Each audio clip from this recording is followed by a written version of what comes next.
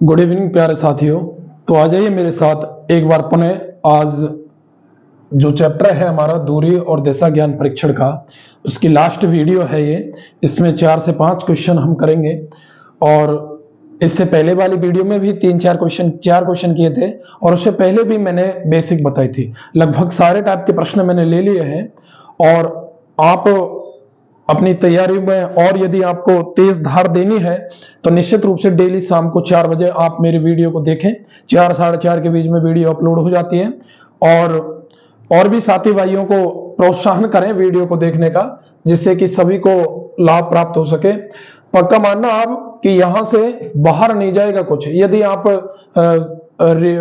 आपके बीएसटीसी और तुम्हारी एसएससी बैंक की तो मैं नहीं कह रहा, रेलवे की एग्जाम, तो नॉर्मली ये पीटीईटी की एग्जाम होती है। पीटीईटी और बीएसटीसी की जो एग्जाम है ना, उनमें तो यहां से बाहर जाएगा ही नहीं कुछ।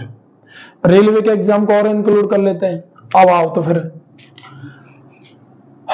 पहला प्रश्न है, 2 प्रश्न लिख रखे हैं मैंने यहां पर। पहला प्रश्न है कि मंजू ने एक बिंदु डी से उत्तर की दिशा में चलना प्रारंभ किया तथा 30 मीटर चलने के बाद वह बाईं ओर 40 मीटर चली, एक अन्य बिंदु ई पर पहुंची। बताइए डी से ई बिंदु की सीधी दूरी कितने मीटर है। तो सुनो मेरी बात, क्या कह रहा है ये दिशाओं का प्लेटफॉर्म है हमारा ईस्ट वेस्ट नॉर्थ और साउथ, यानी पूरब पश्चिम उत्तर और दक्षिण। यह व्यवस्था है हमारी दिशाओं की। अब ये क्या कह रहा है कि एक बिंदु डी से उत्तर दिशा में, तो बिंदु डी से उत्तर दिशा कहां है, ऊपर की तरफ। तो ये बिंदु मैंने डी ले लिया और ये कहां चली, इस बिंदु डी से किस दिशा में, उत्तर दिशा में चलना प्रारंभ किया तथा 30 मीटर चलने के बाद में, कितने मीटर चली यहां से यहां तक, ये टोटल 30 मीटर। 30 मीटर चलने के बाद में वह बाईं ओर मुड़ी। अब देखो, यदि उत्तर दिशा की ओर व्यक्ति का मुख है तो ये तो होता है बाईं तरफ और ये होता है दाईं तरफ। ये पहली वीडियो देखेंगे तो ये आपको बार बार देखने की जरूरत नहीं पड़ेगी कि बायां किधर होता है और दायां किधर होता है। तो आ जाइए, 30 मीटर तक ये यहां तक जब चली तो फिर बाईं ओर 40 मीटर और चली और एक अन्य बिंदु ई पर पहुंचती है। तो सुनो मेरी बात, यहां से बाईं ओर चलेगी, उत्तर दिशा में मुख है तो बाईं ओर इधर चलेगी, तो मैंने ये इधर और चला दी, कितने मीटर, 40 मीटर। और एक अन्य बिंदु कहां पर पहुंच रही है, ई पर। कहां पर पहुंच रही है, ए पर। बताइए वह डी से ई बिंदु की सीधी दूरी कितने मीटर है। अब देखो, दूरी तो ये भी है 40 मीटर इधर और 30 मीटर इधर, तो डी से ई तक की दूरी 70 मीटर। लेकिन इसने पूछा है सीधी दूरी, और सीधी दूरी का तो मतलब यह है यहां से यहां तक की ये दूरी। तो डी से ई तक की ये दूरी पूछी है इसने। इस बिंदु को मैं कुछ मान लेता हूं, ए मान लिया, नहीं दे रखा तो। अब सुनो मेरी बात, सीधी दूरी की बात की है मैंने आपको पहली क्लास में समकोण त्रिभुज के बारे में बताया था कि 90 डिग्री के सामने की भुजा कर्ण होती है, एक लंब होता है और एक आधार होता है। इस कर्ण का वर्ग इन दोनों के वर्गों के योगफल के बराबर होता है। और मैंने एक बात और बताई थी आपको कि पाइथागोरस त्रिक जो है 3 4 5 5 12 13 और 7 24 25 9 40 41 11 60 61 13 84 85, इनको यदि आप याद कर लेंगे ना तो यहां आकर कैलकुलेशन करने की जरूरत नहीं पड़ेगी। देखो, अब इसने यहां से यहां तक की दूरी पूछी है और नॉर्मली में तो यदि आप यहां से देखेंगे तो ये ऐसे हो जाएगा, देखो कि अंडर इसका हो जाएगा के स्क्वायर बराबर एल स्क्वायर प्लस ए स्क्वायर, ये पाइथागोरस प्रमेय। अब यदि कर्ण का मान है तो इस पर क्या आ जाएगा, अंडर रूट। अब ये कर्ण है, देखो जब व्यक्ति मुड़ता है ना, जब तक कोण के बारे में ये नहीं कहे सवाल, तो हमको प्रत्येक जगह 90 डिग्री ही मुड़ाना है, चाहे वो बाईं बोले चाहे वो दाएं बोले, ठीक है। तो 90 डिग्री के सामने हो गया कर्ण। अब इनमें से लंब और आधार आप कोई सा भी मान सकते हो, यहां कोई फिक्स नहीं है। तो लंब तो आप इसे 40 मान लो, 40 का वर्ग, आधार 30 का वर्ग, 40 का वर्ग होता है 1600 और ये होता है 30 का 900। अब 16 और 9 कितने हो गए? 2500। और अब 2500 का जो वर्गमूल होता है वो होता है 50, तो ये 50 आ जाएगा। कर्ण की वैल्यू कितनी आ जाएगी? 50 मीटर। तो सीधी जो दूरी है वो 50 मीटर हो जाएगी। लेकिन आप इतना टाइम कहां मिलता है कंपटीशन के जमाने में, कुछ शॉर्ट मेथड भी सीखने पड़ते हैं। देखो मैंने आपको ट्रिक बताई थी 3 4 5। देखो 3 दिख रहा है, 4 दिख रहा है, ये 10 के गुणांक में है, ये भी 10 के गुणांक में है। बोलो 3 है 4 है तो यहां क्या आएगा? फिर 5 आएगा। यहां भी 10 का गुणा हो रहा है, यहां भी 10 का गुणा हो रहा है, तो गुणा यहां भी किसका होगा? 10 का होगा प्यारे साथियों। तो डीई की दूरी कितनी हो जाएगी? 50 मीटर। कितनी हो जाएगी? 50 मीटर। आ रही बात समझ में? तो ये हो गया आपका सवाल नंबर पहला। दूसरा सवाल देखो। अब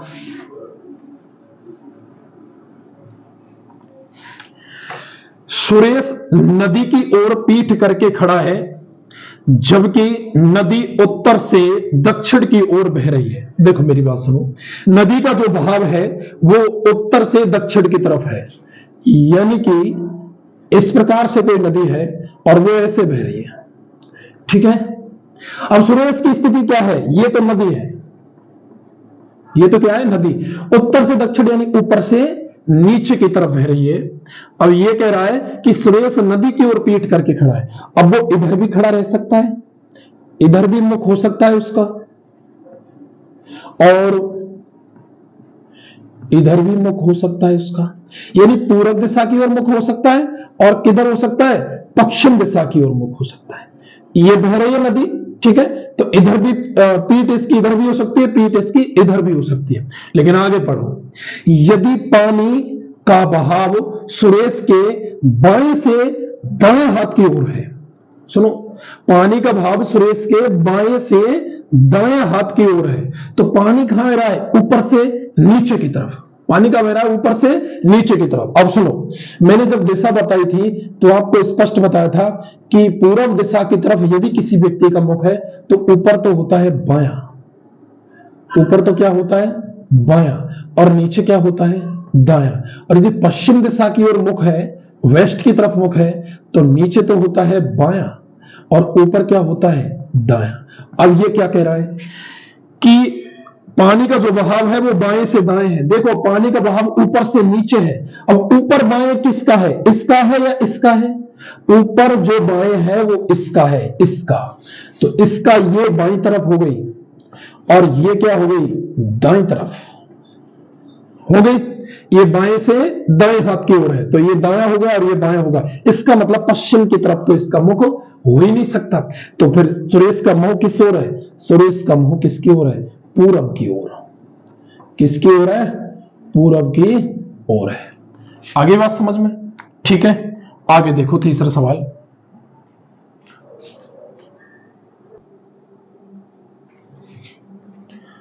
अब देखिए 2 सवाल और लिखे हैं मैंने यहां पर। रवि 8 किलोमीटर दक्षिण, 3 किलोमीटर पूरब व अंत में 4 किलोमीटर उत्तर दिशा में यात्रा करता है। प्रारंभिक स्थान से उसकी जो दूरी है वो कितनी है? देखो आ जाओ। पहली बात तो रवि को सबसे पहले 8 किलोमीटर दक्षिण चलाना है। तो सुनो, ये डायग्राम था हमारा, ईस्ट वेस्ट नॉर्थ साउथ, ये ध्यान होना चाहिए। तो 8 किलोमीटर दक्षिण चलेगा। तो आ जाओ फिर,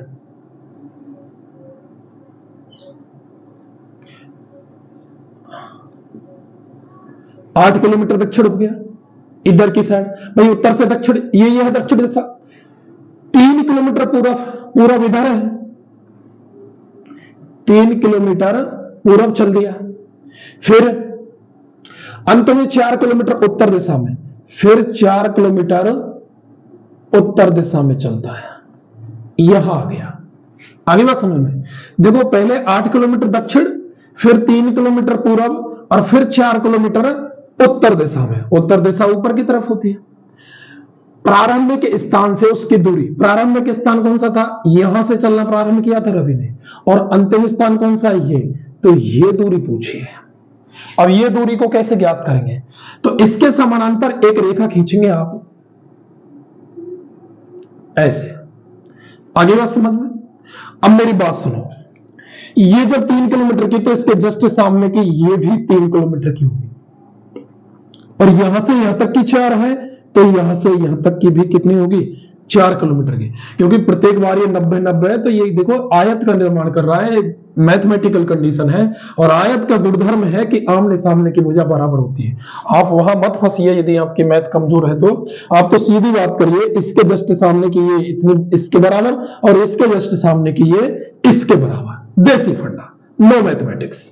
अब आ जाओ, तो जब यहां से यहां तक ये पूरी 8 थी, ये पूरी 8 किलोमीटर चला था, और यहां से यहां तक ये 4, तो बताओ ये कितनी बची? ये कितनी बची? 4 ये गई 8 में से, तो ऊपर कितनी बची? 4 किलोमीटर। कितनी बची? 4 किलोमीटर। अब यहां से यहां तक की दूरी पूछिए, और वैसे तो आप वही देखो, ये 90 डिग्री के सामने हो जाए कर्ण, तो कर्ण बराबर √L² प्लस A², ऐसे करोगे। और अगर आपको ध्यान है कि त्रिक है 3, 4 और यहां क्या आएगा? 5, तो इसकी दूरी कितनी हो जाएगी? 5 किलोमीटर, क्योंकि किलोमीटर में है प्रत्येक दूरी, तो ये भी किस में आ जाएगी? किलोमीटर में। यदि ये ध्यान नहीं रहता है तो फिर आ जाओ, 4 का वर्ग करो, 3 का वर्ग करो, 4 का वर्ग 16, 3 का वर्ग 9, 25, और 25 का वर्गमूल होता है 5, तो इस हिसाब से ये क्या आएगा? 5 आएगा। ठीक है, आगे बात समझ में? ये हुआ आपका सवाल नंबर 3। अब देखिए चौथा सवाल।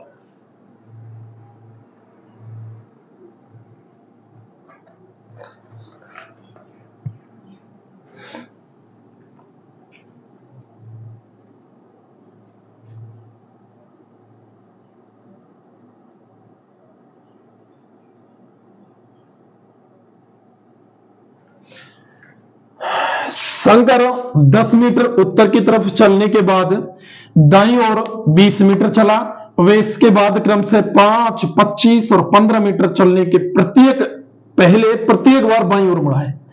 देखो सवाल को समझो आप।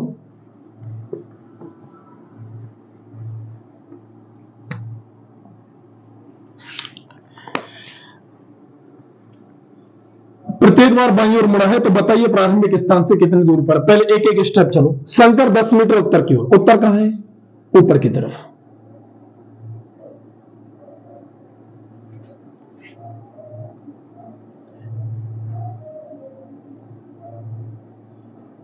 ये हो गया 10 मीटर। 10 मीटर उत्तर की तरफ चलने के बाद दाईं ओर 20 मीटर। अब सुनो मेरी बात, इसको यहीं बना दो क्योंकि उधर दिखेगा नहीं फिर। ये 10 मीटर उत्तर की तरफ चला शंकर, फिर क्या है? दाईं ओर। अब उत्तर दिशा की तरफ यदि किसी का मुख है तो ये तो होता है दायां, और ये होता है बायां। मैं बार बार बताना पड़ रहा है वो इसलिए क्योंकि क्या पता आप पहली क्लास यहीं से शुरुआत कर रहे हो, अन्यथा ये तीसरी क्लास है, इसकी पहली क्लास आपने देख ली ना, तो ये बायां दायां तो इतना क्लियर हो जाएगा ऐसे बिल्कुल कि कौन सी दिशा में चल रहा है, बायां दायां क्या होगा, और खुद को सेटअप कर लिया करो यदि वैसे भी ध्यान नहीं रहे तो। 10 मीटर उत्तर की तरफ चलने के बाद दाईं ओर 20 मीटर, तो दाईं ओर ये हो गया, ये 20 मीटर चला। ठीक है, 10 मीटर यहां से और ये 20 मीटर इधर से इधर चल दिया। अब क्या कह रहा है? इसके बाद वह 5 चला है, 25 चला है और 15 चला है, लेकिन चलने के पहले प्रत्येक बार बाईं ओर मुड़ा है। किस ओर मुड़ा है?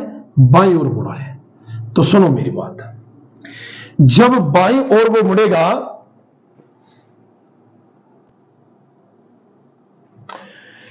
तो बाईं ओर ये इधर चल रहा है, तो अब मुख किसमें है? पूरब दिशा की तरफ।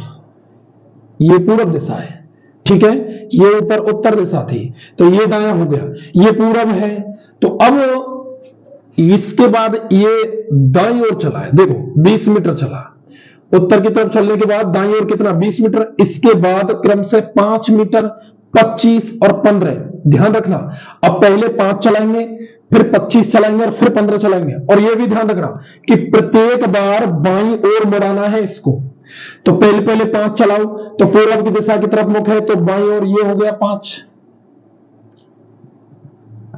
आगे बात समझ में? अब इसका मुख उत्तर दिशा की ओर हो गया, अब बायां इधर हो गया, तो अब कितना चल रहा है 25, तो आ जाओ। अब सुनो, यहां से यहां तक तो ये 20 है, तो थोड़ा सा मैंने और आगे बढ़ा दिया, तो ये दूरी कितनी हो गई 25 मीटर। अब मुख इसका किधर है, पश्चिम दिशा में। किधर है, पश्चिम दिशा में। ये देखो, अब ऊपर तो होता है इसका दायां और नीचे होता है इसका बायां। तो अब क्या कह रहा है 15 मीटर। कितना, 15 मीटर। तो सुनो देखो, ये हो गया 15 मीटर। अब मैं कैसे बता रहा हूं इसको 15 मीटर, क्योंकि यहां से और यहां तक देखो ये 5 मीटर है पूरी। यहां से यहां तक कितनी है 5, और यहां से यहां तक कितनी है 10। तो ये बिल्कुल इसके जस्ट सामने यहां आके रुकेगा 15 मीटर में। ये इसका बाईं तरफ हो गया। तो प्रारंभिक स्थान, तो ये तो प्रारंभिक स्थान तो ये था इसका, यानी इसके और इसके बीच की दूरी पूछी है इसने। ये अंतिम स्थान और ये प्रारंभिक स्थान। ये तो अंतिम स्थान हो गया और ये क्या हो गया प्रारंभिक स्थान। अब ये दूरी कितनी है तो बताओ। देखो, यहां से यहां तक ये 20 है, तो ये भी टोटल कितनी होगी 20 होगी। बोलो होगी कि नहीं होगी। और ये टोटल कितनी है 25, तो इसके लिए कितनी बची 5 मीटर। जब ये 5 है ना, तो फिर ये भी कितनी होगी 5, और ये भी कितनी होगी 5 मीटर। ये बिल्कुल आमने सामने के बराबर होती है। अब तो ये ध्यान रखना, तो यहां से यहां तक की दूरी है वो कितनी हो जाएगी 5 मीटर हो जाएगी। प्रारंभिक स्थान से कितनी दूरी पर है वो 5 मीटर की दूरी पर है। आगे बात समझ में, देखो आगे।